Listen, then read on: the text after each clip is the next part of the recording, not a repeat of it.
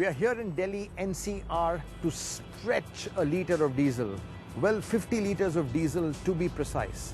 From this Renault dealership is going to be the start of a mileage marathon where we drive a Renault Lodgy all the way to Mumbai on just one tank of diesel. Now, it's not going to be easy, but this is going to be a true test of the fuel efficiency of the Renault K9K engine, the range of the Renault Lodgy, and the expertise of our drivers.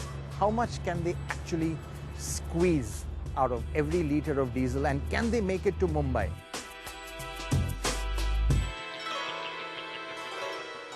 The key purpose of a MPV is people movement, and especially in a country like ours, which is so vast in length and breadth, its range becomes very, very important. And today, if you see, people are very sensitive even towards their fuel. They like to get their fuel filled from a particular tank of a particular grade. So as long as an MPV is providing a great range, it always helps.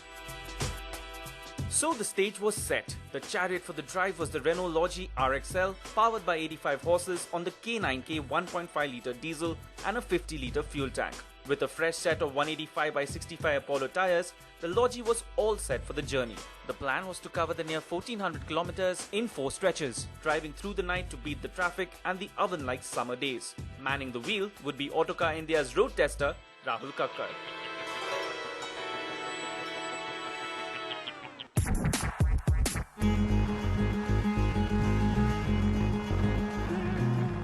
So we're finally on the road. We've started from Delhi. It's 2 a.m. right now. Essentially, we've started early to ensure a smooth exit out of the city. We've driven this route a lot of times before, and it's always full of truck traffic. There are a lot of tolls en route. We're hoping that we clear all these tolls and don't encounter too much traffic en route. The real challenge here was to keep focused and keep a steady pace, which can get boring on such long stretches. Throttle modulation was key. A light foot is critical, especially reducing the input on decline and increasing it ever so slightly on incline. Overtaking involves precise judgment as well, and I had to ensure that the revs kept hovering around the 1000 RPM mark at all times. It all boiled down to maintaining a smooth momentum.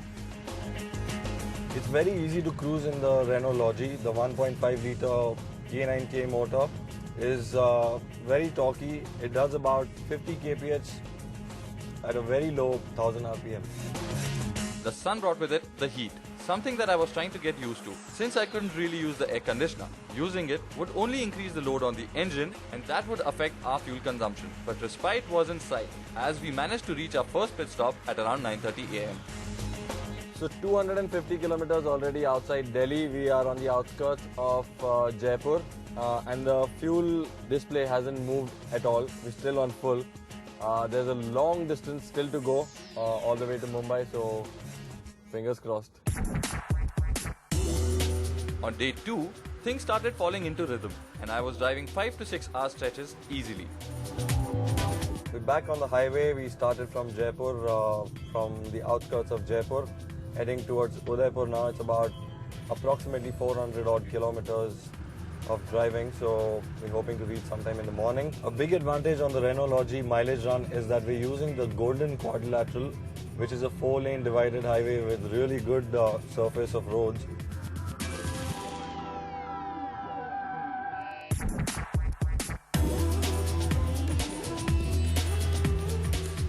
Yes, comfort took a back seat, but I knew that our plan was working beautifully.